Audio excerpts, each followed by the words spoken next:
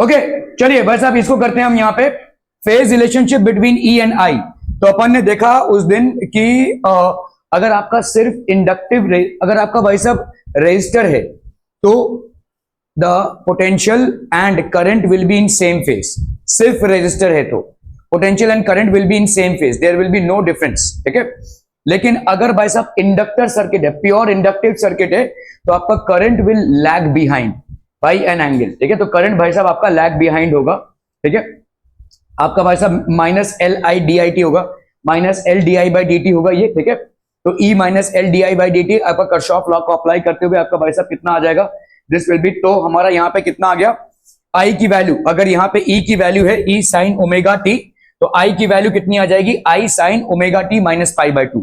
तो current is going to lag behind in a pure inductive circuit from voltage by an angle of pi by 2। तो current और EMF में कितने का phase difference आएगा, 90 degree का।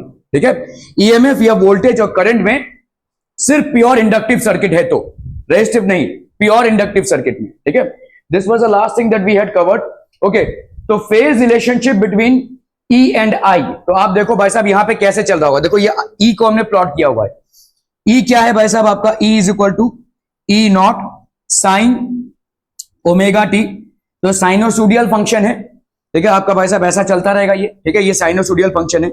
अभी आपका करंट क्या है, करंट लैग बिहाइंड हो रहा है, मतलब I is equal to I naught sine omega T minus pi by 2, मतलब 90 डिग्री से ये लैग बिहाइंड हो रहा है। तो जब ई आपका भाई साहब यहां पे है तो ये भाई साहब माइनस पाई बाई 2 पे है, यहां से इसकी स्टार्टिंग हो रही है। तो जब ये आपका भाई साहब ई यहां पे पहुंचा तब ये अपने पीक वैल्यू पे पहुंचेगा। ठीक है, तो आप अगर ग्राफ देखोगे दोनों का तो पाई बाई 2 का डिफरेंस रहेगा दोनों में ग्राफ में। इसका ग्राफ अगर इधर है तो ये पाई बाई 2, अभी भाई साहब ये यहां पहुंच गया तो ये कहां पे पहुंचा, यहां पे पहुंचा। ठीक है, क्लियर है, ये यहां पे पहुंचा, जब तक ये अपने प्राइम वैल्यू पे पहुंच गया है। ठीक है, तो ये यहां पे पहुंचा क्योंकि 90 डिग्री से ये लेस चल रहा है भाई साहब, this is basically running less bye 90 degrees. ठीक है, अगेन भाई साहब यहां पे ये नीचे आया, ये पाई पे आया तो ये यहां पे आया, ऐसा चलता रहेगा भाई साहब। ठीक है, so the current is going to lag behind the voltage by an angle of pi by 2 in a pure inductive circuit. ठीक है, okay, so on comparing equations, on comparing equations 1 and 2 we find the phase angle of current is pi by 2 less than that of EMF. ठीक है, thus in an inductive AC circuit the voltage is ahead of the current in phase by 90 degree or the current lags behind the voltage in phase by 90 degrees. This means that voltage E attains its maximum value a quarter cycle, that is T by 4. अब देखो भाई साहब voltage कभी attain करेगा अपना maximum value, ये आपका भाई साहब एक पूरा साइकिल है, ये उसका आधा साइकिल है।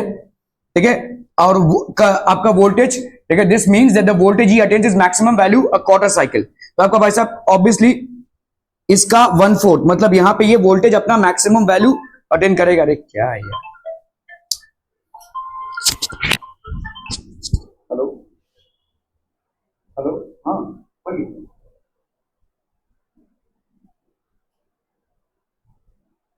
हाँ हाँ,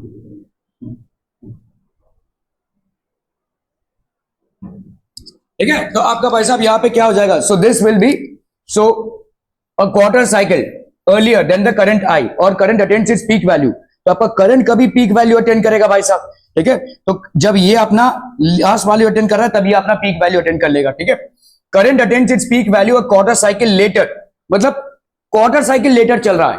पाई बाई 2 का भाई साहब अगर हम देखेंगे, देखो पाई होता है आपका टी बाई 2, पाई का भाई साहब अगर टाइम इक्विवेलेंट देखेंगे तो टी बाई 2 में चल रहा है। अगर ये पाई बाई 2 पीछे चल रहा है तो इसका मतलब टाइम में ये कितना चल रहा है, टी बाई 4 पीछे चल रहा है। समझ में आ रहा है ये? ठीक है, देखो यहां पे ये पूरा टाइम कितना है टी, और इसको अगर हम देखेंगे ये 2 पाई है ना, 2 पाई रेडियंस। तो भाई साहब पाई अगर हम लेंगे तो टी बाई 2 होगा। ठीक है, तो पाई बाई 2, अभी देखो यहां पे, देखो ध्यान से, यहां पे आपका वोल्टेज और करंट में फेज डिफरेंस कितने का है भाई साहब, वोल्टेज और करंट में फेज डिफरेंस कितने का है, पाई बाई 2 का। Current is running behind the voltage bye a phase difference of pi by 2। Pi by 2 का इक्विवेलेंट टाइम कितना होगा, टी बाई 4। समझ में आ रहा है भाई साहब? क्योंकि 2 पाई का इक्विवेलेंट टाइम क्या है, टी, पाई का t/2, पाई बाई 2 का t/4, ठीक है। तो मतलब अगर मैं बोलूं कि at a particular time EMF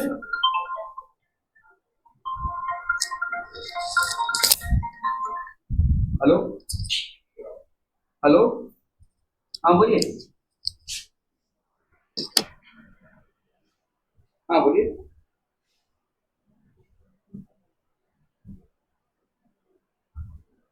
okay ठीक है, चलेगा, हाँ चलेगा।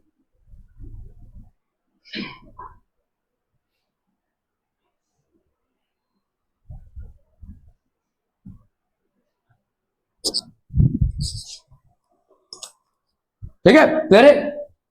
Are we clear on this one people? Hmm okay. तो आपका अगर ईएमएफ, ठीक है, देखो ईएमएफ जो पीक वैल्यू पे अटेन करेगा या ईएमएफ जो भी अटेन करेगा उसके t/4 टाइम के बाद आई अटेन करेगा, ठीक है। मतलब अगर ईएमएफ भाई साहब एक पर्टिकुलर टाइम पे पीक वैल्यू अटेन कर रहा है, उसके t/4 टाइम के बाद करंट अपना पीक वैल्यू अटेन करेगा। Is that clear? ठीक है। सो यहां पे आपको बोल देखो अर्लियर, तो ई the voltage, this means that the voltage attains its maximum value a quarter cycle earlier, और हम बोल सकते हैं the current attains a maximum value a quarter cycle later than the EMF, ठीक है। क्लियर है? Are we clear on this one people? हम ठीक है। shows phasor diagram for inductive circuit, the phasor he makes an angle, ये तो हो गया भाई साहब आपका phasor diagram। Okay, inductive reactance. अभी देखो इंडक्टिव रिएक्टेंस जब हम बोलते हैं ना, तो हम एक्चुअली में किसकी बात कर रहे हैं? रेजिस्टेंस की बात कर रहे हैं, ठीक है। कैपेसिटिव और कैपेसिटिव रेजिस्टेंस या इंडक्टिव रिएक्टेंस जब हम बोलते हैं, इट एक्चुअली मींस कि इंडक्टर की वजह से इक्विवेलेंट रेजिस्टेंस कितना जनरेट हो रहा है। देखो हमने भले ही माना है कि ये एक प्योर इंडक्टर है, it is not a resistor, लेकिन इंडक्टेंस की वजह से कितना रेजिस्टेंस जनरेट हो रहा है, जिसमें अपन सिर्फ ओम्स लॉ से चलेंगे, V = IR होता है, ठीक है, क्लियर है। तो अभी अगर भाई साहब हम देखो यहां पे I0 की वैल्यू ले, तो ये कितना हो जाएगा बोलो? Peak value of EMF upon R, simple Ohm's law, ठीक है, ओके। सो अभी यहां पे अगर मुझे यहां पे इस आर को मेजर करना है when it is a pure inductive circuit, अगर प्योर इंडक्टिव सर्किट है भाई साहब, तो ये आर कितना होगा, ठीक है। तो अब यहां पे क्या बोलेंगे? वी फाइंड दैट, तो यहां पे आई की वैल्यू जो होगी, I0 की वैल्यू होगी E0/ω_L, ठीक है। ये है भाई साहब इसका इंडक्टेंस, और ओमेगा है frequency of the AC circuit, ठीक है, समझ में आ रहा है? तो इसका मतलब इंडक्टिव रिएक्टेंस की वैल्यू क्या हो जाएगी? कहीं कहीं पे हम इसको RL भी लिखते हैं, this is equal to ω_L, ठीक है। Comparing equation with the ohmic relation E0/R, we find that ω_L plays a same role here as the resistance in the resistive circuit, ठीक है। जो भाई साहब रेजिस्टेंस का काम है वो यहां पे ये कर रहे हैं, तो हम इसको RL की जगह पे क्या लिखते हैं? XL, that is equal to ω_L। समझ में आ रहा है? रेजिस्टर जो है वो अलग काम करता है और इसका भाई साहब अलग रेजिस्टेंस होगा, तो we can say that ω_L plays the same role as the resistance R in the resistive circuit. It is a measure of the effective resistance or operation afforded by the inductor to the flow of the current. तो अब भाई साहब inductor कितना current को oppose कर रहा है, ठीक है। इंडक्टर कितना अपोज करता है? Such a non resistive opposition to the flow of current is called reactance. इसको अपन क्या बोलेंगे भाई साहब? Reactance. Are we clear on this one people? ठीक है, ओके। तो हम यहाँ पे XL की value, inductive reactance, inductive reactance मतलब इंडक्टर कितना रेजिस्टेंस दे रहा है सर्किट में, ठीक है, that will be equal to omega into L, where omega is what? Omega is the frequency and L is basically the resistance, ठीक है। In this case inductive reactance, तो ये हो गया भाई साहब। अभी देखो ओमेगा की वैल्यू क्या होती है? 2πf इंटू L, ठीक है, where F is the frequency. XL जो है तो डायरेक्टली प्रोपोर्शनल है भाई, देखो यहाँ पे XL डायरेक्टली प्रोपोर्शनल है ओमेगा से, ठीक है, या हम बोल सकते हैं यहाँ पे देखो XL की वैल्यू क्या हो गई? ω_L, सो XL can be considered as 2πf into L। Omega क्या होगा? 2πf, ठीक है। तो XL is directly proportional to omega, XL is directly proportional to L, XL is directly proportional to frequency, you can say anything, ठीक है, clear है? Okay. अभी DC में फ्रीक्वेंसी की वैल्यू 0 होती है, तो XL की वैल्यू 0। मतलब क्या कि अगर आपने किसी इंडक्टर को डीसी करंट में कनेक्ट कर दिया है तो उसका इंडक्टिव रिएक्टेंस 0 होगा, ठीक है।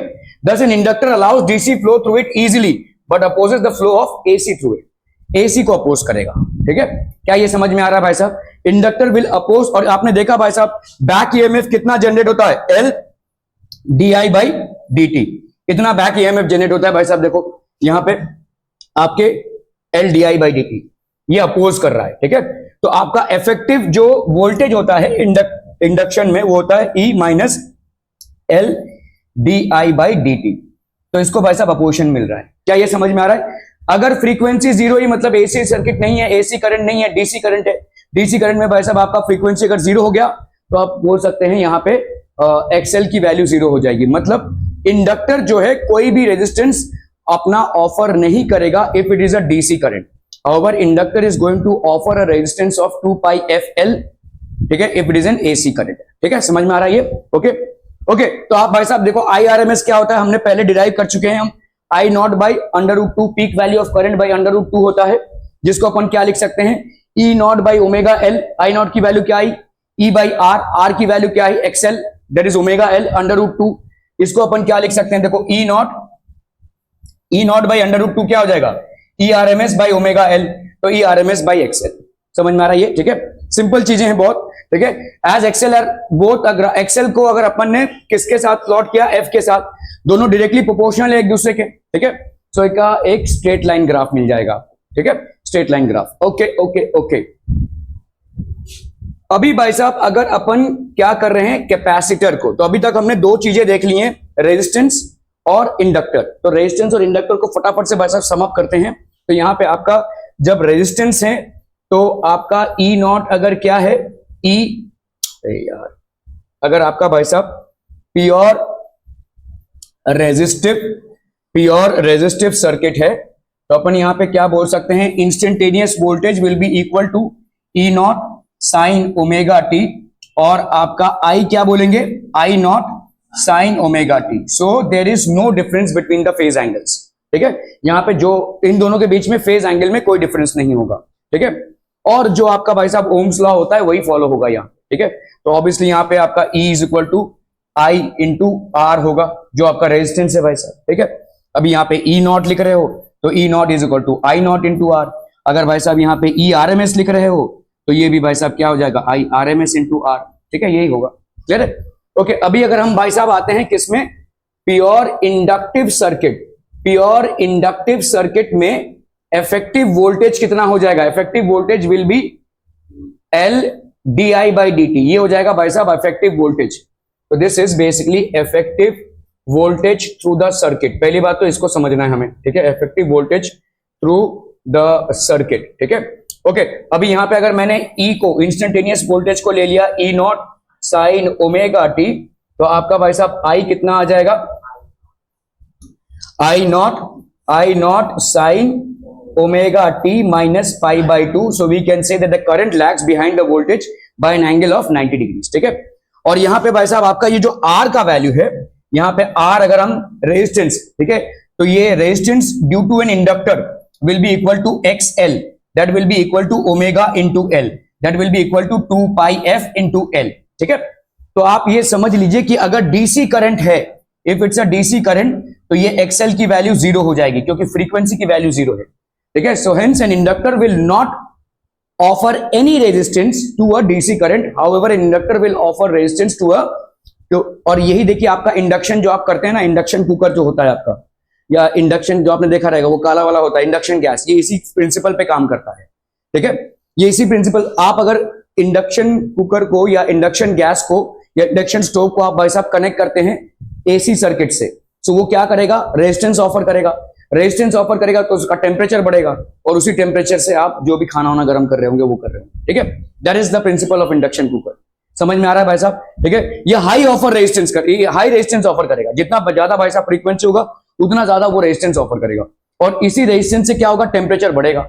टेम्परेचर बढ़ेगा तो भाई साहब आपका जो भी आप पका रहे होंगे उसको आप यूज कर पाएंगे। ठीक है, you can use that heat to cook the food. Clear है? क्लियर है भाई साहब? ओके, नाउ जी, अच्छा जी, ओके, तो आपका भाई साहब यहाँ पे effect of a capacitor in a DC circuit. अभी हम डीसी सर्किट में आते हैं। अगर आपने किसी कैपेसिटर को लगा दिया एक डीसी सर्किट में, ठीक है, डीसी मतलब डायरेक्ट करंट है, कैपेसिटर है, हम भाई साहब कैपेसिटर पढ़ चुके हैं। ठीक है, कैपेसिटर के कुछ टर्म्स अगर आपको याद हो, Q is equal to CV होता है, ठीक है, okay, shows a capacitor connected to a battery through a tapping की, ठीक है, as the circuit is close electron starts. तो अभी जैसे आपने सर्किट को क्लोज किया, ये आपका बैटरी है, बैटरी मतलब डीसी सोर्स हो गया, ठीक है, जैसे आपने सर्किट को क्लोज किया तो बैटरी से मतलब पॉजिटिव चार्ज इस प्लेट पे जाएगा और नेगेटिव चार्ज इस प्लेट पे जाएगा, क्योंकि भाई साहब सर्किट यहां पे टूटा हुआ है, इसीलिए there will be an accumulation of positive charges on one of the plates and an equal amount of negative charges on the other plate.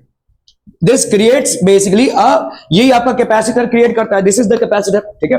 तो आपका भाई साहब यहां पे क्या हो जाएगा, the plates A and B start acquiring positive and negative charges respectively, the capacitor gets progressively charge until the potential difference across the plates A and B becomes equal to the potential difference। कब तक ये चलेगा, ये कारनामा कब तक चलेगा, जब तक ये पोटेंशियल डिफरेंस इसके बराबर ना हो जाए, ठीक है।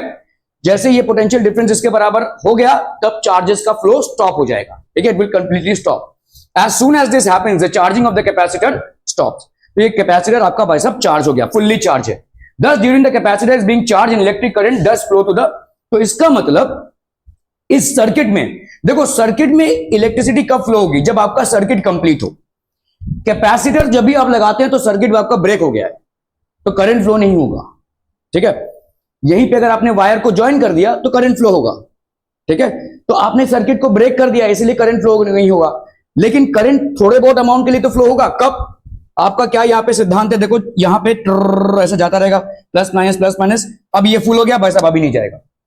तो till the time the capacitor is not fully charged there will be a flow of current through the circuit। क्या ये समझ में आ रहा है, जैसे ये फुल्ली चार्ज हो गया करंट बंद, अपने आप बंद हो जाएगा, ठीक है। क्लियर है, are we clear on this one people, ठीक है। तो एज द, तो आप देखोगे भाई साहब थोड़े से टाइम के लिए अगर आपने एमीटर को लगा कर रखा होगा, जैसे ही आप स्विच दोगे थोड़ा सा करंट दिखाएगा वो और फिर फटाक से जीरो हो जाएगा। मतलब for a small amount of time till the time the capacitor acquires the same voltage as there it is by the supplying battery source, there will be some flow of electric current and the emitter detects it and shows it, ठीक है। as it is clear from the momentary deflection in the emitter, तो बहुत थोड़ा सा ही moment के लिए deflection होगा। The maximum charge ये अपन पढ़ चुके हैं भाई साहब, Q is equal to CV, ठीक है। तो ये मैक्सिमम चार्ज स्टोर हो गया, ये हो गया इसका कैपेसिटेंस, जो किसमें होता है, कैपेसिटेंस का यूनिट है नंदनी, कैपेसिटेंस का यूनिट क्या होता है, बहुत बढ़िया बहुत बढ़िया भाई, कैपेसिटेंस का यूनिट साहब गोल पी के खा जाओ भाई साहब भाई, कैपेसिटेंस का यूनिट, हाँ जी फैरेड होता है भाई साहब, इट इज फैरेड, कैपेसिटेंस का यूनिट होता है भाई साहब फैरेड, ठीक है। और ये जनरली हम 10⁻⁶ में लेते हैं, ठीक है, माइक्रो फैरेड में लेते हैं जनरली, हमारा ये म्यू एफ होता है, ठीक है, ये हमारा माइक्रो फैरेड होता है। हम कैपेसिटर को हमेशा 10⁻⁻, हमारा बहुत कम ये रहता है तो 10⁻⁶ में लेते हैं, क्या। तो the capacitor stops a DC, ठीक है। तो इसका मतलब भाई साहब दस a capacitor stops a direct current, आपके डायरेक्ट करंट को स्टॉप कर देगा कैपेसिटर, समझ में आ रहा है ये, ठीक है। If a resistance is also included in series with the capacitor, the process of charging of the capacitor gets slowed down and the capacitor takes longer time to get fully charged। अभी भाई साहब तुमने अगर यहाँ पे एक resistor लगा दिया, ठीक है, तो रेजिस्टर करंट को क्या करता है, करंट को स्लो डाउन करता है, क्योंकि करंट की खपत होती है भाई साहब इसमें, ठीक है। तो अगर करंट को ये स्लो डाउन करेगा तो इसका मतलब कैपेसिटर को अभी ज्यादा टाइम लगेगा चार्ज होने में, because the current has slow down due to the connection of the resistor, ठीक है। So the capacitor now takes a longer time to get fully charged। इसका मतलब क्या होगा, there will be current flow for a longer time through the circuit, ठीक है, okay। Shows a variation of charge with time। Clearly the charge grows exponentially from 0 to the maximum value Q0। तो अगर आप देखोगे भाई साहब ये Q है और ये टाइम है, variation of charge with time during the charging of a capacitor. तो आप देखोगे भाई साहब ये कैसे आया, ये अपन पढ़ेंगे, ठीक है। यहाँ पे clearly the charge grows exponentially from 0 to the maximum value Q0। We may define the time constant of the RC circuit as the time in which the capacitor gets charged to 0.632 times the maximum charge Q0, ठीक है। Time constant क्या है भाई साहब, time constant कितना time लग रहा है, ठीक है, for the capacitor to get 0.632 times the maximum charge. ये आपका मैक्सिमम चार्ज है जो कैपेसिटर में स्टोर हो सकता है। The time taken to charge 0.632 times the maximum charge for a capacitor connected in a circuit is known as the time constant. ठीक है, we may define the time constant of the RC circuit. RC circuit मतलब यहाँ पे क्या है, आपका resistance भी है और कैपेसिटर भी है। रेजिस्टेंस को आपने क्यों कनेक्ट किया है, ताकि ज्यादा टाइम तक करंट फ्लो हो। ठीक है, आप यहां पे समझिए करंट को फ्लो करवाने के लिए ज्यादा टाइम तक आपने रेजिस्टर को कनेक्ट किया है, क्योंकि रेजिस्टर आपके करंट फ्लो को स्लो करेगा, और स्लो करेगा मतलब ज्यादा टाइम लगेगा आपके कैपेसिटर को चार्ज होने में। ठीक है, okay, so we may define the time constant of the RC circuit as the time in which the capacitor gets charge 0.632 times the maximum charge Q not. ठीक है, ये आपका मैक्सिमम चार्ज है। ठीक है, effect of capacitor in an AC circuit. Now let's understand कि AC circuit में क्या इफेक्ट होता है। तो डीसी सर्किट में अपन ने क्या देखा कि भाई साहब चार्ज होगा एक टाइम तक, और अपने मैक्सिमम चार्ज होने के बाद वो फिर चार्ज नहीं होगा, और ये मैक्सिमम चार्ज क्या होगा, जो उसका भाई साहब पोटेंशियल मेंटेन रहेगा उसके हिसाब से वो चार्ज होगा, उसके बाद वो बंद हो जाएगा। ठीक है, और इस टाइम को अपन बढ़ा सकते हैं रेजिस्टेंस उसमें कनेक्ट करके। Shows a capacitor of capacitor C connected to a source of alternating EMF. अभी भाई साहब आपने यहाँ पे ईएमएफ जो है ऑल्टरनेटिंग रखा हुआ है, एसी करंट रख दिया है। ठीक है, okay, due to the alternating voltage of the source the capacitor gets charge in one direction in the first half cycle. तो भाई साहब यहां पे अभी क्या होने वाला है, आपने देखा कि डीसी करंट में क्या हो रहा था, डीसी करंट में भाई साहब इधर प्लस और इधर माइनस, खत्म, अभी बस खत्म हो गया। ठीक है, अभी यहां पे इसकी पोलैरिटी भाई साहब चेंज होती रहती है, 50 बार चेंज हो रही है। ठीक है, तो यहां पे क्या हो रहा है, the capacitor gets charge in one direction in the first half cycle. First half cycle में ये प्लस माइनस हो गया, सेकंड हाफ साइकिल में ये प्लस माइनस हो जाएगा, तो ऐसा होता रहेगा। ठीक है, so then discharge and then charge in the opposite direction during the second half cycle. ठीक है, and again discharge and so on.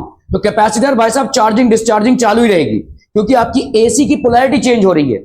AC की पोलैरिटी चेंज होगी तो भाई साहब एसी आपका क्या कर रहा है, एसी सप्लाइंग द चार्जेस, तो आपका भाई साहब कैपेसिटर के चार्जेस जो है, जो प्लेट हैं उनके चार्जेस भी भाई साहब चेंज होते जाएंगे। ठीक है, तो फर्स्ट हाफ साइकिल में जिस डायरेक्शन में होगा, सेकंड हाफ साइकिल में बिल्कुल ऑपोजिट, फिर ऐसा होता रहेगा। ठीक है, the second half cycle and again discharge and so on. As a result there is a continuous flow alternating current in the circuit.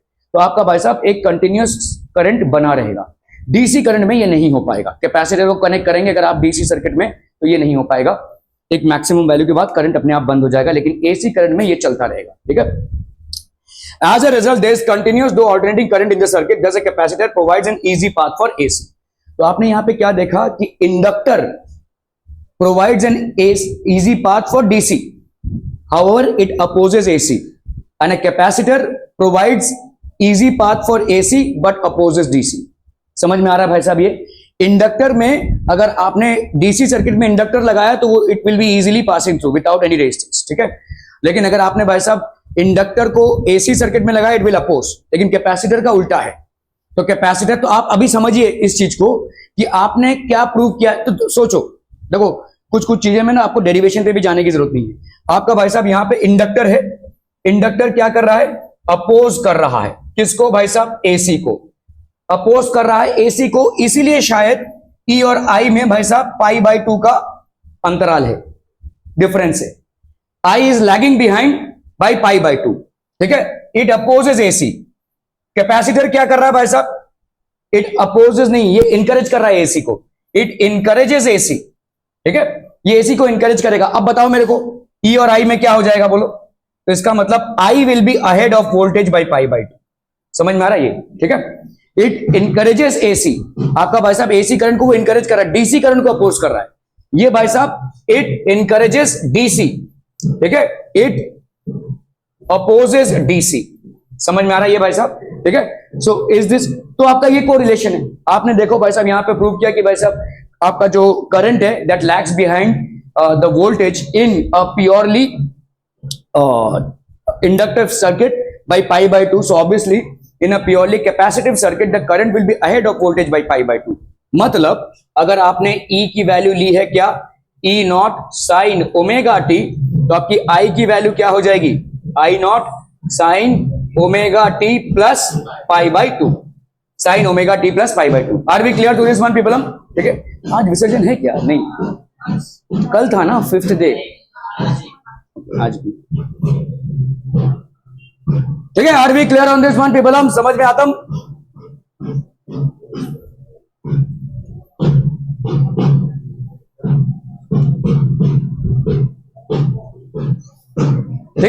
तो ई की वैल्यू भाई साहब क्या हो गई, E not sine omega T. अपना आदित्य भगत मोदक ही खा रहा है भाई साहब, तो गणपति ने बोला तू यहाँ से हिला ना गोली मार देंगे। मोदक खाया जा रहा है, बैठा ही बहुत चुपचाप, बहुत शरीफ आदमी है। ओके, यहाँ पे भाई साहब ई की वैल्यू क्या हो गई, E not sine omega T हो गया। ठीक है, E not sine omega T. E की वैल्यू भाई साहब क्या है, E not sine omega T. Potential difference across the capacitor plates will be equal to applied EMF. ठीक है, कैपेसिटर प्लेट्स में भाई साहब कितना आ जाएगा, ई नॉट साइन ओमेगा टी। ठीक है, अभी आपने को मालूम है कि भाई साहब Q is equal to CV होता है इन केस ऑफ कैपेसिटर्स, तो वोल्टेज भाई साहब क्या हो जाएगा, Q बाई C। ठीक है, तो आपका Q is equal to CV होता है, तो आप ऐसा यहां पे कर लो, यहां पे अगर ये V की वैल्यू क्या हो जाएगी, this will be E not sine omega T. ठीक है, ये हो गया आपका चार्ज। ठीक है, करंट क्या होता है, current is dQ by dt, तो आप यहां पे d बाई dt किसका करेंगे, C E not sine omega T, तो ये हो गया omega C E naught cos omega T. ठीक है, तो I की वैल्यू क्या हो गई, कॉस ओमेगा टी, और कॉस ओमेगा टी क्या होता है, साइन 90 प्लस थीटा। ठीक है, साइन 90 प्लस थीटा। तो देखो भाई साहब यहां पे क्या है, आपका करंट है। ठीक है, करंट इज, तो इधर आपका Q इज इक्वल टू क्या होता है, CV होता है। ठीक है, वोल्टेज कितना डेवलप हुआ है, जितना आप EMF दे रहे हैं इसको, क्या हो गया, ऑपरेशन कर रहे हैं। ओके, तो ये हो गया आपका E not sine omega T. ठीक है, Q is equal to C into E not sine omega T. ठीक है, क्लियर है। करंट क्या हो जाएगा भाई साहब, current will be equal to dQ by dt, rate of flow of charge है भाई साहब, d by dt of C E not sine omega T. तो भाई साहब C इधर आ गया, ई नॉट भी आपका कांस्टेंट है, बाहर आ गया, तो ये हो गया कितना, d by dt of sine omega T. Sign omega T का डिफरेंशिएशन करेंगे तो आपका भाई साहब कितना आ जाएगा, cos omega T into omega, नहीं बाई नहीं, वो इंटीग्रेशन में होता है, वो सिखा देगी तेरे को बायो में। ठीक है, तो दिस विल बी बेसिकली कितना है ना, है कि नहीं, D by D T of cos omega T. हंसका रही हो, D by D of cos omega T कितना होगा, ओमेगा साइन ओमेगा टी। ठीक है, माइनस में आएगा। ठीक है, माइनस में आएगा ओमेगा साइन ओमेगा, इंटीग्रेशन करते हो तो अब जाके वो डिनोमिनेटर में आता है। ठीक है, so this will B minus C E naught cos omega T. ठीक है, ओके, तो आपका I हो गया, ये I की वैल्यू हो गई भाई साहब इतनी। ठीक है, ओके, तो अभी अपन I को, ठीक है, ये हो गया आपका C E naught cos omega T. ठीक है, तो इसका मतलब मेरा I नॉट का वैल्यू कितना हो गया बोलो, अच्छा कॉस ओमेगा टी को अपन क्या लिख सकते हैं, d by d x of sine x is equal to cos x ना, हाँ चलिए सॉरी। ठीक है, तो यहां हो गया आपका E is equal to C E naught cos omega T. ठीक है, ओके, अभी यहां पे देखो इस कॉस ओमेगा टी को अपन क्या लिख सकते हैं, ओमेगा कहां गायब हो गया भाई साहब, लिखा तो था हमने ओमेगा। ठीक है, तो ये हो गया C कैपेसिटेंस ई नॉट और omega cos omega t. Cos omega T की जगह पे अपन क्या लिख सकते हैं, साइन 90 माइनस साइन ओमेगा, तो ये हो गया C omega cos omega T की जगह पे क्या लिख सकते हैं बोलो,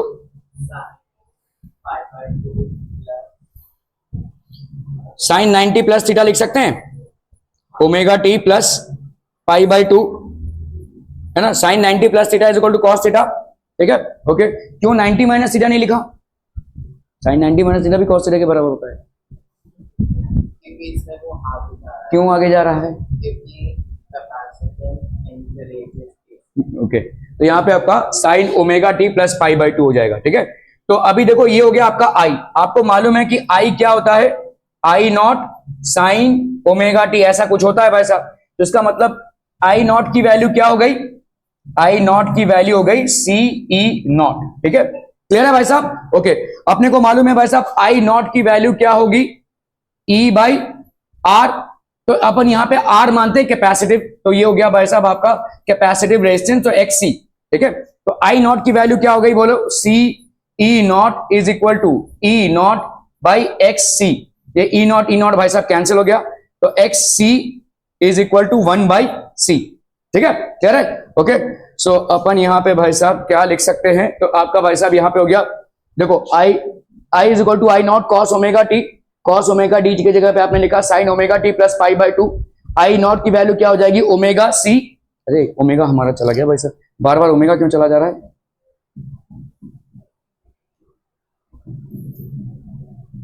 इधर ओमेगा गायब हो गया मेरा।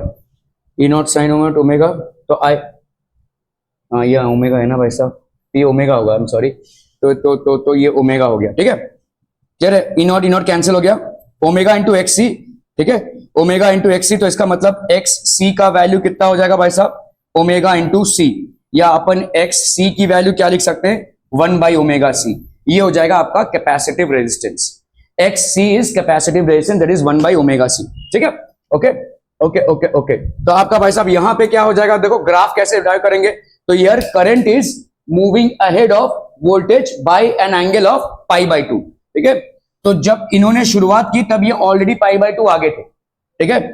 मतलब जो वोल्टेज अगर मैक्सिमम आपका यहां पे अचीव हो रहा है, तो current is already achieving it at least t/4 times ahead, ठीक है। समझ में आ रहा है? जो आपका उसमें हो रहा था यहां पे ये होगा, ठीक है। Okay, so on comparing equations 1 and 2 we find that in a capacitive AC circuit the current leads the voltage और the voltage lags behind the current in phase by π/2 radians, ठीक है। भाई साहब π/2 रेडियंस से phase, the phase relationship between E and I is shown graphically. तो भाई साहब ये फेज रिलेशनशिप हो गया, ठीक है। Are we clear on this one people, ठीक है। Okay okay okay. तो अपन देखो भाई साहब यहां पे क्या लिख सकते हैं, आई नॉट की वैल्यू क्या हो गई? E naught by 1 by omega C. तो जैसे मैंने आपको बताया एक्स सी की वैल्यू क्या हो जाएगी? 1 बाई ओमेगा सी। ये हो गया आपका कैपेसिटिव रेजिस्टेंस। एक्स एल की वैल्यू क्या थी बोलो? Omega L. इसको अगर आप देखोगे ना तो ही आप समझ जाओगे कि अगर देखो, तो अगर मैंने एसी का सर्किट है तो ये हो जाएगा 2 पाई एफ सी, और यहां पे भाई साहब क्या हो जाएगा? 2 पाई एफ सी। तो एक्स एल मतलब इंडक्टिव रिएक्टेंस, मतलब resistance offered by inductor increases if the frequency increases. However resistance offered by a capacitor decreases if this increases. यहां पे देखो एक्स एल का डायरेक्ट प्रोपोर्शनैलिटी है किससे? एफ के साथ। मतलब अगर आप एसी सर्किट में किसी इंडक्टर को लगाएंगे तो उसका रेजिस्टेंस बढ़ जाएगा, ठीक है। यहां पे देखो भाई साहब एक्स सी का इनवर्स प्रोपोर्शनैलिटी है किसके साथ? एफ के साथ। मतलब अगर आप एसी सर्किट में कैपेसिटर को लगाएंगे तो उसका रेजिस्टेंस घट जाएगा। क्लियर है? Are we clear on this one people, ठीक है। तो एक्स सी की वैल्यू हो गई 1 बाई ओमेगा सी, ठीक है, 2 पाई एफ सी। तो अगर एफ की वैल्यू 0 हुई तो एक्स सी की वैल्यू क्या हो जाएगी? इनफाइनाइट। मतलब आपकी एफ की वैल्यू 0 कब होगी भाई साहब? जब डीसी सर्किट हो, और डीसी सर्किट में आपका capacitor almost behaves as an infinite resistor. वो पूरे करंट को ही ब्लॉक कर देता है। कैपेसिटर चार्ज हो रहा है, बस अब कर लो करंट, अभी करंट जाएगा ही नहीं, जस्ट कुछ ही पलों के लिए करंट जाएगा जब तक वो कैपेसिटर फुल्ली चार्ज ना हो जाए डीसी सर्किट में। After that current completely stops. तो इसका मतलब कितना रेजिस्टेंस ऑफर कर रहा है? वो इनफाइनाइट रेजिस्टेंस ऑफर कर रहा है, ठीक है। और एक्चुअली मैथमेटिकली भी अगर आप देखने जाओगे तो एफ की वैल्यू अगर 0 हो गई, मतलब in case of a DC circuit X C की वैल्यू हो जाएगी इनफाइनाइट, ठीक है। ओके, अब कर लो भाई साहब, आई आर एम एस होता है आई नॉट बाई √2। तो उसको भाई साहब अगर आप करते हो तो ये E R M S by X का सी आ गया, ठीक है। क्लियर क्लियर क्लियर भाई साहब, ओके ओके ओके। तो वेरिएशन आपको मालूम है कि भाई साहब जब भी इनवर्स प्रोपोर्शनैलिटी होती है तो अगर मैंने एक्स सी को एफ के साथ प्लॉट किया, you will get a graph like this, ठीक है। Okay okay okay. सो ये सब था भाई साहब आपका क्या, हमने यहां पे अभी तक कोई दो चीजों को एक साथ नहीं लिया है।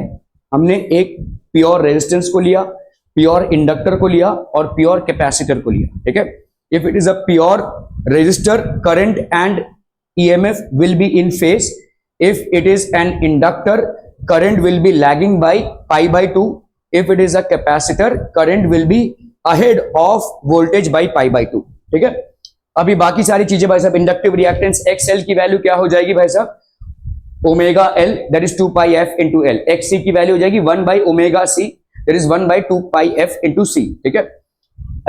करंट एम्पलीट्यूड I नॉट की वैल्यू हो जाएगी कुछ नहीं, ई नॉट, आपका ये ओम्स लॉ है, E naught by XL. E naught by R लिखते हो तो ई नॉट बाई एक्सएल, ठीक है। Effective current I R M S भाई साहब क्या हो जाएगा? E R M S by XL, ठीक है। E R M S by omega L, या आप इसको लिख सकते हो E naught by √2 into omega L. क्यों? क्योंकि भाई साहब ई आर एम एस क्या होता है? E naught by √2। E R M S क्या होता है? ई नॉट बाई √2, ठीक है। कैपेसिटिव रिएक्टेंस वही हो जाएगा भाई साहब, सेम, ठीक है। ओके, एक चीज और जो आपको याद रखना है, क्योंकि आपने इंडक्टेंस पे बहुत ज्यादा सवाल नहीं किए हैं, तो इसीलिए इंडक्टर का एसआई यूनिट होता है हेनरी में, ठीक है। Inductance L is in Henry, capacitance का तो मालूम ही नहीं था, अभी फैरेड भाई साहब पहली बार सुन रहे हैं, है ना, okay. Reactances XL and XC are in ohms, ठीक है, ये दोनों भी भाई साहब ओम्स में होंगे। Current is in ampere and voltages are in volt, ठीक है, क्लियर है, ओके। चलिए फटाफट से कुछ छोटे मोटे सवाल कर लेते हैं। Okay, 100 hertz AC is flowing through a 14 milli henry coil, ठीक है, हरियाणा का है भाई साहब। फाइंड इट्स, क्यों हंसे क्यों, फाइंड इट्स रिएक्टेंस। मेरे कुछ याद आ गया इसलिए मेरे को हंसी आई, ठीक है, ओके। यहाँ पे आपका है भाई साहब, जब मैं बॉम्बे में पहली बार आया था तो मैं बैचलर लोगों के साथ सांडपाड़ा में रहता था। हम लोग सब अलग अलग जॉब्स करते थे और हमारे ऊपर एक सरदार जी रहते थे, हरियाणा के थे वो, तो मेरे को जानते थे वो, ब्रह्मा ब्रह्मा ऐसे बोलते थे, ब्रह्मा ब्रह्मा ऐसे, तो कहाँ क्या बोलना है ना, वो बड़े मस्ती में रहते थे। तो अभी मेरा सैटरडे को ऑफ रहता था, उनको मालूम था सैटरडे संडे, तो एक दिन लिफ्ट में मिल गए, लिफ्ट में काफी भीड़ थी। ओ ब्रह्मा क्या आज छुट्टी है? हाँ सर छुट्टी है। आज तो दारू शारू, ओहो, तो बैचलर लोग हैं हम लोग, तो कोई भी बोलेगा ही ऐसे। लेकिन प्रॉब्लम हो गया कि उस लिफ्ट में मेरे पापा भी थे। पापा आए हुए थे मेरे को विजिट करने के लिए, तो पापा मेरे पीछे खड़े हैं, स्कॉच या ये विस्की उसकी सब चालू है उसका भाई साहब। मैं मतलब क्या बोलूँ अभी, ठीक है। तो पहुंच गया मैं, पापा ने बोला अच्छा ये सब चालू है तुम्हारा, अभी अभी कमाना चालू किया और अभी से ये सब चालू है तुम्हारा। तो तभी से थोड़ी बदले की भावना आ गई मेरे अंदर, इससे बदला लेना पड़ेगा। तो इनकी एक लड़की थी, नहीं ऐसा मतलब उल्टा सीधा मत सोचिए, तो इनकी जो लड़की थी ना, मतलब वो कहीं काम करती थी and she was working in a US office actually. तो उनका जो टाइम जोन था उनका भाई साहब, वो आती थी कुछ 2-2:30 बजे रात को, US टाइम जोन में काम करते थे। तो नहीं मेरा कुछ भी ऐसा गलत इरादा नहीं था, ठीक है। थोड़ी सी मोटी थी, थोड़ी सी नहीं, मतलब जैसे हमारा ये बॉडी है ना और ये हमारा हाथ है पैरेलल चलता है, वो थोड़ी सी मोटी थी, मतलब उसका हाथ परपेंडिकुलर था, ठीक है, इतना ही ज़्यादा थोड़ी सी। प्रॉब्लम यह है कि मैं रात को मेरा दरअसल पता नहीं क्यों मेरे को ना आवाज़ें सुनाई देती है। अभी अगर मैं यहाँ पे बैठा रहूँगा ना, तो अगर थोड़ा सा कॉन्सेंट्रेट करूंगा तो बाजू वाले रूम में क्या बातें हो रही है मेरे को सुनाई देगा, आई डोंट नो व्हाई, ठीक है। तो थोड़ा सा नींद मेरा हल्का है, थोड़ा सा आवाज़ होगा। तो अभी ये मैडम को लिफ्ट नहीं पड़ता, मतलब वो थोड़ा सा उसको पतला होना है, तो she takes the staircase. अभी अगर रात के 2 बजे कोई हाथी स्टेयर केस से आए, तो मतलब मैं उनको हाथी नहीं बोल रहा हूँ, लेकिन अगर आए तो ऑब्वियसली सब लोग जाग जाएंगे। अब सबका तो मालूम, लेकिन मैं तो जाग जाता था भाई साहब। तो मेरे अंदर पहले से ही बदले की भावना थी कि इसने मेरे को इंसल्ट किया था। और भाई साहब इंसल्ट तो ऐसा पापा के सामने हुआ, अभी पापा ने मम्मी को बोल दिया, अभी मम्मी ने मेरे को पकाया, इतना पकाया 2-3 दिन फोन पे, तू दारू पीने लगा है, ये है वो है, अरे यार कुछ जानना नहीं, कुछ पहचान नहीं, पता नहीं क्या हो गया। तो मैं ना ऐसे, मेरे को मालूम चल गया कि आ गई है मैडम, ठीक है, धाप धाप धाप धाप स्टेयर केस, उनको पतला होना है तो स्टेयर केस लिया उन्होंने। तो ऐसे जा रही है ना, तो मैं ऐसे अपना कॉलिंग बेल से देखेगा, ऐसे आवाज ऐसे देख रही है, फिर से 2-3 बार ऐसे 3-4 बार आवाज किया मैंने। वो घबरा गई मुझे, बहुत जोर से घबरा गई, क्योंकि रात का समय है, 2-2:30 बज रहे हैं भाई साहब, कोई नहीं है। ऐसा मैंने 4-5 दिन लगातार किया, जब अजीब अजीब आवाजें निकाली मैंने, ठीक है। तो सरदार जी मेरे को फिर मिले, ओ सरदार जी क्या कैसे? यार ब्रह्मा मैं थोड़ा परेशान हूँ। क्या हो गया? मुझे लगता है हमारी बिल्डिंग में भूत है। तो क्या बात कर रहे हो? तो हाँ यार रनी, मेरी बेटी थोड़ी परेशान है, तो मैं बिल्कुल ट्रैक पे हूँ, अभी मेरा बदला लिया जा रहा है, मैंने इसको और इंटेंसिफाई कर दिया, ठीक है। अभी और अलग अलग आवाज़ें निकालने लगा मैं, ठीक है। तो नौबत यहाँ तक आ गई कि इन्होंने हरियाणा जाकर मेरा टिकट कटवाया हरियाणा का। मैंने बोला कहाँ कहाँ चले? तो नहीं वहाँ पे पूजा पाठ कराने जा रहे हैं हम। एक्चुअली में गए वहाँ पे, पूजा पाठ करवाया, वापस आए, तो हमने फिर बोला कि चलो हो गया, बदले की भावना मेरी मिट गई। तो ये हरियाणा से मेरे को याद आ गया। चलिए okay, 100 hertz AC is flowing in a 14 milli henry coil, ठीक है, आपका भाई साहब 14 मिली हेनरी कॉइल, ठीक है। मिली हेनरी मतलब क्या हो जाएगा, इसका मतलब हो जाएगा आपका एल का वैल्यू दिया हुआ है 14 milli henry, so that will be 14 into 10 raised to minus 3 Henry, ठीक है। एल की वैल्यू ये हो गई भाई साहब। फाइंड इट्स रिएक्टेंस, तो आपको भाई साहब रिएक्टेंस पूछा है, रिएक्टेंस मतलब क्या हो जाएगा XL, that will B how much, यहां पे आपको दिया हुआ है फाइंड इट्स रिएक्टेंस, ये भाई साहब यहाँ पे अच्छा 100 हर्ट्ज दिया हुआ, ठीक है। चलिए एफ की वैल्यू दी हुई है यहाँ पे 100 हर्ट्ज, ठीक है। तो XL की वैल्यू क्या हो जाएगी, ओमेगा इंटू एल, तो ओमेगा इंटू एल मतलब 2 पाई एफ इंटू एल, तो ये हो जाएगा 2 इंटू 22/7 लेना है, 3.14 लेना है, वैसे भी कुछ कटने पुटने वाला है नहीं, अच्छा नहीं 14 है वैसे यहाँ पे, तो यहाँ पे हो गया आपका 100 और ये हो गया आपका 14 इंटू 10 रेज टू -3। सिंपल सा सवाल है भाई साहब, ठीक है। आंसर ओम्स में आ जाएगा, ठीक है, जब तक आपका हेनरीज में इधर आंसर ओम्स में आ जाएगा। A pure inductor of 25 milli henry, ठीक है, तो एल की वैल्यू भाई साहब क्या है यहाँ पे 25 मिली हेनरी, ठीक है, so that will be 25 into 10 raise to -3 henry is connected to a source of, तो यहाँ पे वोल्टेज है भाई साहब कितने का 220। Find the inductive reactance, inductive reactance आपको मतलब XL की वैल्यू फाइंड आउट करनी है एंड RMS करंट IRMS, ठीक है, IRMS भाई साहब निकालना है, ठीक है। इन the circuit if the frequency of the source, आपको फ्रीक्वेंसी दिया हुआ है कितना है 50 हर्ट्ज, तो पहला XL है, XL की वैल्यू निकाल लीजिए भाई साहब, क्या हो जाएगा omega into L, that is 2 pi F into L, तो ये हो गया आपका 2 इंटू 22, कुछ कटने पुटने वाला है भाई साहब यहाँ पे, एफ तो नहीं कटने वाला भाई साहब यहाँ पे कुछ भी, चलिए 3.14 ही ले लेते हैं इससे, अच्छा 3.14 इंटू आपका एफ का वैल्यू हो गया 50 इंटू एल का वैल्यू हो गया भाई साहब आपका कितना 25 इंटू 10 रेज टू -3, इसमें आपका आ जाएगा किसमें, this will be in ohms, ठीक है, क्लियर है, सारे SI यूनिट्स हैं तो ओम्स आ गया। ओके, अभी आपको मालूम है RMS कितना होता है, IRMS कितना हो जाएगा भाई साहब, IRMS will be equal to ERMS। देखो एक चीज याद रखो कि जब भी आपको यहां पे दिया हुआ है, देखो is connected to a source of 220 volts, मैंने आपके साथ डिस्कस भी किया था और बताया भी था कि अगर आपका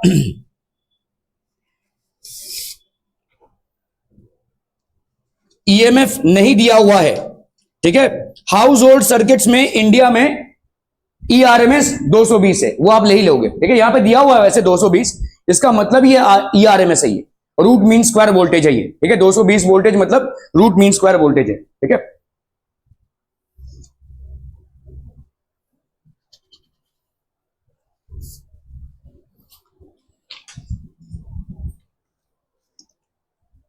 थैंक यू, ठीक है, so this will be IRMS is equal to ERMS by XL, ठीक है, ERMS हो गया 220 और ये जो आपने वैल्यू निकाली थी इसका, तो ये हो जाएगा आपका करंट IRMS, ठीक है।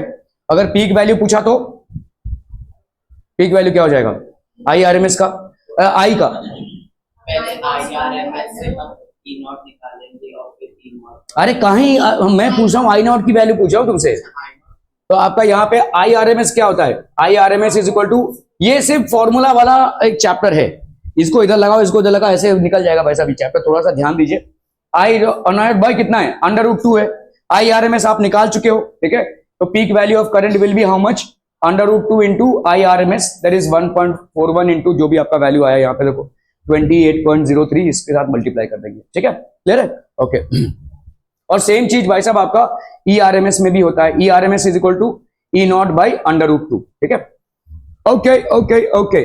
चलिए भाई साहब CBSE में आया हुआ सवाल है, a coil has an inductance of 1 Henry, तो L की वैल्यू यहाँ पे कितनी है 1 हेनरी है, at what frequency will have a reactance, reactance मतलब XL की वैल्यू कितनी है 3142 ओम्स, ठीक है, तो आपका फ्रीक्वेंसी कितना होगा, what will be the frequency, तो XL की वैल्यू कितनी हो जाएगी ओमेगा इंटू एल, तो ये हो गया आपका 2 पाई एफ इंटू एल, ठीक है, तो ये हो गया 3142, यहां पे पाई से ये कट जाएगा, ठीक है, 3142 है ये, 2 इंटू 3.142, ठीक है, ओके 3.142, और ये हो गया आपका फ्रीक्वेंसी नहीं मालूम, एल की वैल्यू 1 है, तो ये कितने टाइम से कटेगा भाई साहब, और 1 2 3 1000 हो ना, इसको अगर मैं इससे काटू 3 1 2 3 तो 1000, ठीक है, और ये 2 भाई साहब 500 से कट गया, नहीं यार गलत कर रहे हैं अपन, 3142 है और यहाँ पे 3.142, टुडुम टुडुम टुडुम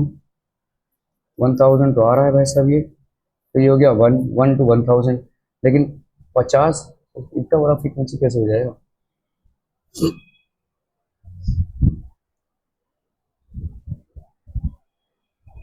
एक्सेल, हाँ 500, बाप रे 500 हर्ट्स का फ्रीक्वेंसी। चलो हमारा आंसर भी वही आएगा। मैंने सोचा 50 हर्ट्स से 500 हर्ट्स हो गया। ओके चलिए भाई साहब, यहाँ पे हो गया आपका 2 और 50, तो आपका 500 हर्ट्स हो गया ये। ठीक है, ये अगर हम इस तरफ ले लेते हैं 2 को, तो 2 into 50, तो फ्रीक्वेंसी की वैल्यू हो गई भाई साहब 500 हर्ट्स। ठीक है, ओके चलिए अभी आपको यहाँ पे क्या दिया, what should be the capacity of a capacitor which has the same reactance as that of frequency. मतलब यहाँ पे XC की वैल्यू XL के बराबर है, आपसे पूछा है इसकी कैपेसिटेंस कितनी होगी। ठीक है, तो ये हो गया भाई साहब XL और ये हो गया XC। तो हम यहाँ पे बोल सकते हैं XL की वैल्यू अपन कितना दिया हुआ है 3142 है ना, XL की वैल्यू दी हुई है 3142। XC क्या हो जाएगा बोलो, XC will be equal to 1 by omega C। ठीक है, तो यहाँ पे हो गया भाई साहब 1 by omega C। 1 by omega C means 2 pi F और C, that is equal to 3142। C F की वैल्यू दी हुई है 500, तो भाई साहब C की वैल्यू क्या हो जाएगी 1 by, ये बहुत गंदा आ जाएगा यार, 2 into 3.14 इंटू भाई साहब 500 इंटू C, सॉरी अपना C को तो इधर लिया 3.3142, ये हो जाएगा C का वैल्यू। ठीक है, that is coming to 0.11 microfarad. ठीक है, clear? Okay okay okay. An ideal inductor of 5 by pi H inductance is connected to 200 volt दिया हुआ है, मतलब ERMS आपका 200 वोल्ट का है। ठीक है, यहाँ पे ERMS की वैल्यू दी हुई है कितना भाई साहब, ERMS is equal to 200 volt. ठीक है, और आपका आइडियल इंडक्टर आपका L का वैल्यू दिया हुआ है 5 by H हेनरीज और इज कनेक्टेड टू, और आपका F का वैल्यू दिया हुआ है 50 हर्ट्ज। ठीक है, कैलकुलेट RMS, तो I and peak value of current. IRMS भाई साहब कितना हो जाएगा बोलो, अरे बोलो ना बोलो, क्या कितना हो जाएगा, this will B ERMS by inductance that is XL। ठीक है, तो ERMS हो गया आपका 200 का, और XL की वैल्यू क्या हो जाएगी ओमेगा L, मतलब 2 pi F इंटू L। सो ये हो गया आपका 200 अपॉन 2, कुछ कटने वाला है भाई साहब, हाँ पाई है ना भाई साहब, ओके पाई। F की वैल्यू है भाई साहब 50 और L की वैल्यू है 5 बाई पाई, ये 5 बाई पाई, 5 बाई पाई। ठीक है, 5 बाई पाई, ये पाई और पाई भाई साहब आपको हो गया कैंसिल, ये हो गया 100 और ये हो गया 500, 200 बाई 500, तो ये हो गया भाई साहब आपका 0.4। ठीक है, एम्पियर्स, ये हो गया आपका RMS। ठीक है, ये RMS हो गया 0.5 एम्पियर्स। तो आपका देखो IRMS, तो यहाँ पे peak value of current, peak value IRMS हमको मालूम है कितना होता है I नॉट बाई √2। तो भाई साहब यहाँ पे I नॉट की वैल्यू क्या हो जाएगी √2 into IRMS, that will B √2 into 0.4। ठीक है, तो आपका भाई साहब 1.44 इंटू 0.4। ठीक है, okay. What is the phase difference between current to the inductor and the applied voltage, कितना हो जाएगा, इंडक्टर है तो प्योर इंडक्टिव सर्किट है, तो फेज डिफरेंस कितना हो जाएगा π/2। Who is lagging behind, current. ठीक है, current is lagging behind. How will it change if a small resistance is connected in series, अगर हमने स्मॉल रेजिस्टेंस को कनेक्ट कर दिया तो क्या हो जाएगा भाई साहब, बताइए, अगर हमने the phase difference will decrease if a small resistance is connected in series with the inductor in the circuit. क्यों ये डिक्रीज होगा, क्योंकि जैसे हाँ रेजिस्टेंस की वजह से करंट कम होगा, तो current is inversely proportional to,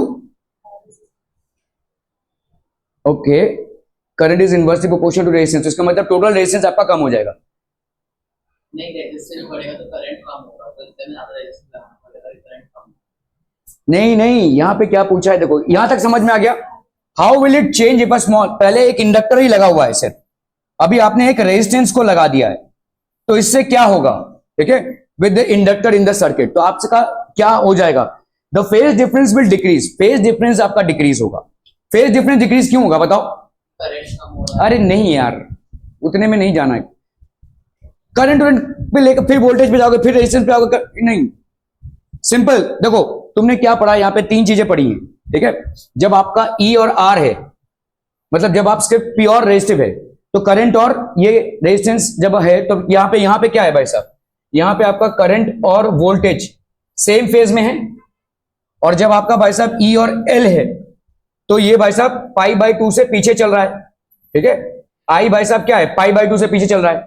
अभी आपने ई, ठीक है, और एल और आर इन तीनों को कनेक्ट किया है, तो भाई साहब ये थोड़ा सा अपग्रेड हो जाएगा ना। सिंपल लॉजिक लगाओ भाई साहब, ठीक है। यहां पे दोनों सेम फेज में है, यहां पे current is lagging behind, so if you basically make a circuit in which resistance and inductor are connected, then obviously the difference will be lesser than pi by 2 because it will be approaching this side, है ना। तो ये pi by 2 से lesser difference रहेगा, बस इतना ही logic लगाना है, ठीक है। सिंपल लॉजिक है ये। क्लियर है, are we clear on this one? ठीक है भाई साहब, उधर आपका क्लास है।